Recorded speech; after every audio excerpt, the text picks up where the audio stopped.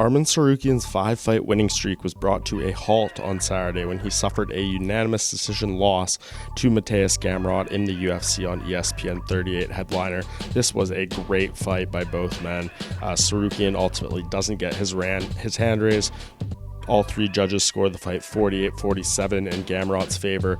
This was really, really close. You could certainly argue that Tsarukyan should have got the victory, but it is what it is at this point, and his run of victories comes to an end. His first defeat since his UFC debut, which came on short notice against Islam Makhachev. So if you're Tsarukyan, definitely have to go back to the drawing board a little bit and regroup and figure out how you're going to bounce back from this. But I think at just 25 years old, we know this guy is a unreal talent in the lightweight division. His future is just so bright.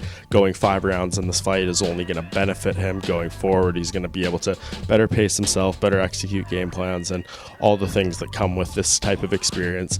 Yes, maybe he doesn't get to move forward based off his victory, but I think he is still right there and should be fighting some really strong competition. If you look around in terms of what makes sense for him, I think there's some intriguing fights coming up in this division. One that I'd circle is just a week away, that featured UFC 276 prelim between Brad Riddell and Jalen Turner. I think that would be a great fight for Tsarukyan to look at to try to get back on track. 2 strikers, someone that his style would match up very well with. I think the winner of that fight, whether it's Turner or Riddell, would have earned the opportunity to fight up in the rankings against someone on the cusp of the top 10 like Tsarukyan. So this all just makes way too much sense to me. I think that would be a very good fight for both men, everyone involved there, and depending on the timeline, you're Tsarukyan, you're trying to get back on track. So if I was him, I'd be beating the drum for the winner of that fight. We will see how it ultimately plays out at UFC 276 next week.